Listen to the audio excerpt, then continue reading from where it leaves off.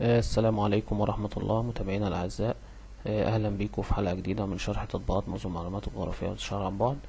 الموضوع اللي هنتكلم فيه النهاردة هو كيفية تحميل بيانات الأقمار الصناعية الخاصة بوكالة الفضاء الأوروبية سنتينل 1 و 2 وسنتينل 3. اللي هنتكلم فيه النهاردة ازاي ان احنا نحمل اكتر من شريحة في نفس الوقت بطريقة اوتوماتيكية. ممكن نحمل اي عدد من الشرايح مش بالطريقة المعتادة. احنا هنروح على الموقع بتاع ايسا. هنفتح الاوبن هاب. الاوبن هاب هنلاقي عليه البيانات بتاعة المهمات التلاتة او الاقمار التلاتة سنتينل 1 سنتينل 2 سنتينل 3. اول حاجة بنعملها ان احنا بنعمل لوج ان. طبعا لازم يكون لنا اكونت. احنا هنستخدم الاكونت بتاعنا.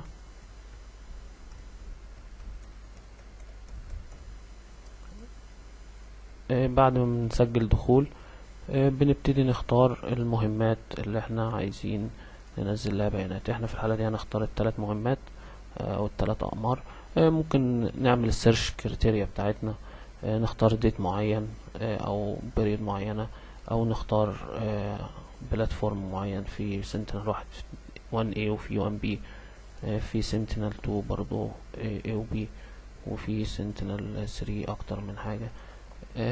لو احنا تركنا البارامترز فاضية يبقى هو كده هيعمل لنا سيرش على كل البرودكت اللي موجودة. هنعمل سيرش، هيبتدي يدينا النتائج، نتائج البحث. هنلاقي نتائج كتيرة.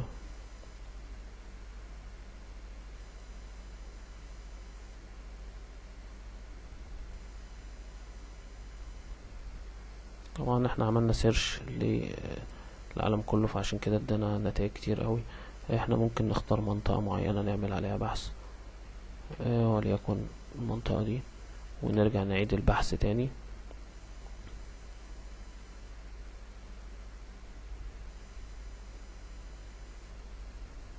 هيبتدي يدينا الريزلت، النتائج بتاعتنا.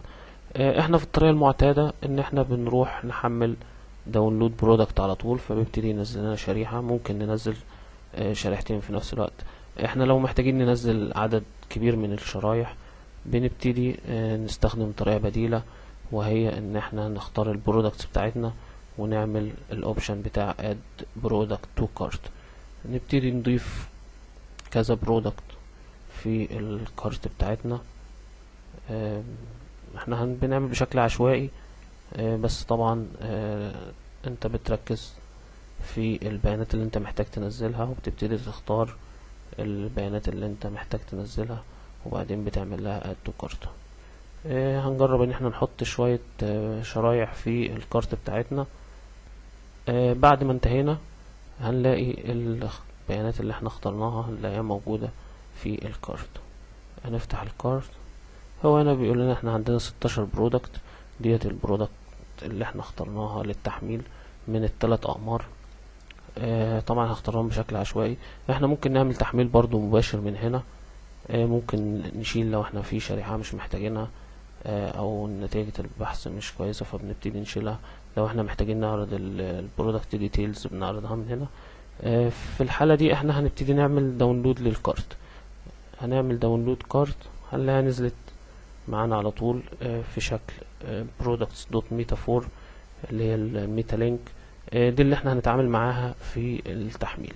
كده احنا علاقتنا بالموقع ده انتهت. البرنامج اللي احنا هنعمل بيه عملية التحميل بشكل اوتوماتيكي اسمه اريا 2. هتلاقوا لينك التحميل موجود في الديسكريبشن. بنبتدي نختار البرودكت او الفيرجن المتناسب معانا. احنا الويندوز 64، فهنبتدي نختار. في الاندرويد في اكتر من اصدار، هو مساحته 2 ميجا. هنعمله داونلود على طول.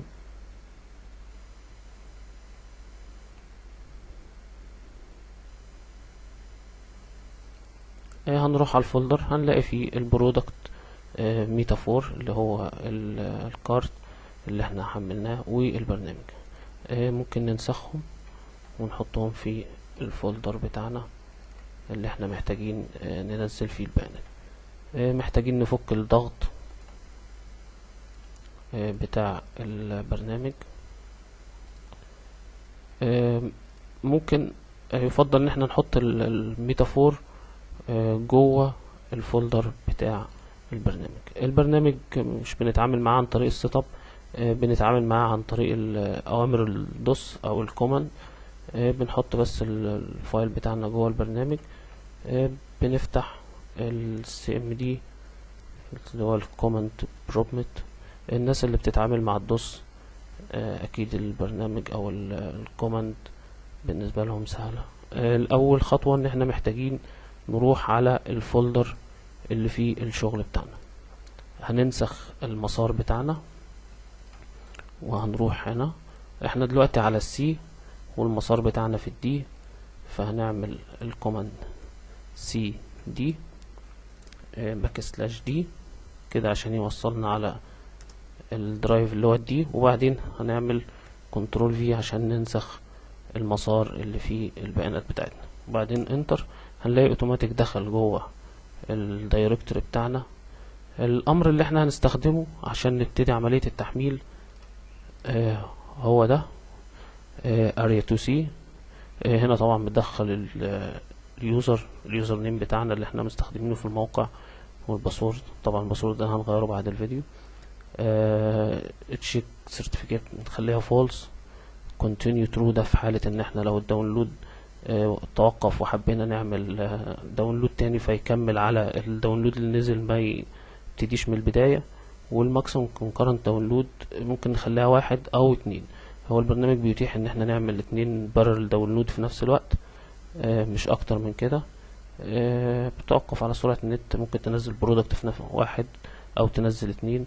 وبنكتب هنا البرودكتس دوت ميتافور اللي هو الكارت اللي فيه البيانات بتاعتنا اللي احنا عملنا لها بحث. بننسخ الكوماند ده وبعدين بنحطه في الكوماند بروبمت بتاعنا وبعدين انتر.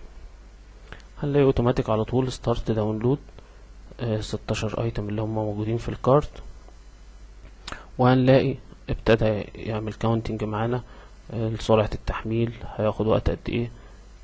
هيبتدي اول شريحة يخلصها بعدين يدخل على اللي بعدها وهكذا لحد ما يخلص ال16 شريحة.